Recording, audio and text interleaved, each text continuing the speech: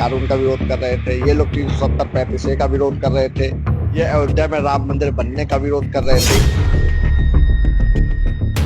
सबका साथ सबका विकास, उसमें न्याय भी आता है। निश्चित रूप से जो वो तबका जो कहीं ना कहीं भूमाफियाओं से पीड़ित था। वक्फ बोर्ड संशोधन बिल लोकसभा में पारित हो गया। इसी पर हमारे साथ बात करने के लिए बिठूर से बीजेपी विधायक अभिषेक साधा उनसे हम बात करेंगे।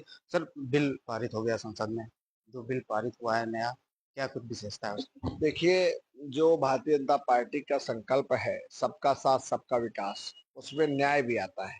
और वक्फ बोर्ड के माध्यम से कहीं ना कहीं कुछ भूमाफिया उस कानून का लाभ उठा करके जमीनों पे कब्जा करने का काम कर रहे थे।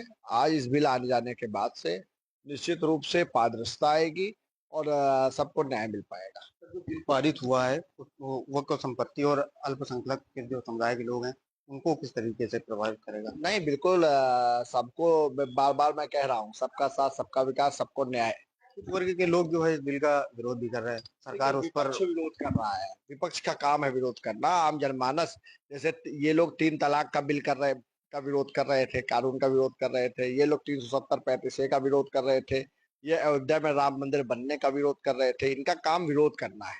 लेकिन अब देश बदलने जा रहा है और इस तरह के कानून जो भारत के विकास में काला धब्बे के रूप में देखे जा रहे थे, उनको मिटाने का काम ये सरकार कर रही है। ये बिल जो आया है सभी धार्मिक समुदाय की संपत्तियों पर जो है समान रूप से लागू होगा कि केवल वक्फ संपत्तियों के लिए है? देखिए, निश्चित रूप से जो कानून बना है, अभी वक्फ बोर्ड के बिल को लेकर ये बिल आया हुआ है, उस पे संशोधन हुआ है। अभी ये केवल वक्फ पे है और आने वाले समय में सरकार जो जो कानून नियम ला रही है वो केवल देश हित के लिए ला रही है। निश्चित रूप से इसका लाभ सबको मिलेगा। फिर इस बिल के तहत अल्पसंख्यक समुदाय के लोगों को क्या लाभ होगा?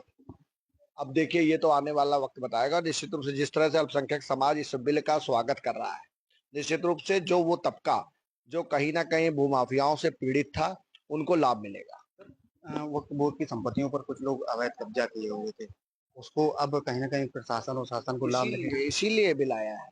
जो गलत तरीके से वक्फ की जमीनों पर कब्जा किए हुए थे, जिसकी बिक्री की गई थी, जिसपे भूमाफिया कब्जा किए हुए थे, उस संपत्ति पे सरकार अपने कानून के तहत उसका निर्धारण करने का काम करेगी। बहुत बहुत धन्यवाद हमसे बात करने के लिए थे अभिषेक साधा, जिन्होंने कहा जो अवैध संपत्तियों पर जो वक्फ बोर्ड पे कब्जा किए थे उनके लिए ये कानून आया है और सरकार अपना काम कर रही है। अपने सहयोगी विक्रम के साथ दीपक यादव, जेएमडी न्यूज कानपुर।